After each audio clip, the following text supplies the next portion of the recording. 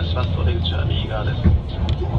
四谷お茶の水方面快速東京行きはホーム変わりました8番線から18時9分間です。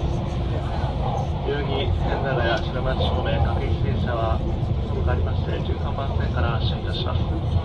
山手線、埼京線、湘南新宿ライン、小田急線、京王線、地下鉄丸の内線、東映地下鉄新宿線、東映地下鉄大江戸線は乗り換えです。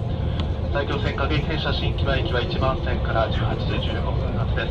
各駅停車大宮駅は2番線から18時17分発です。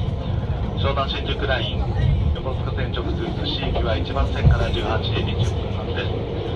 東海道ネット直通快速交通機は1番線から18時30分発です。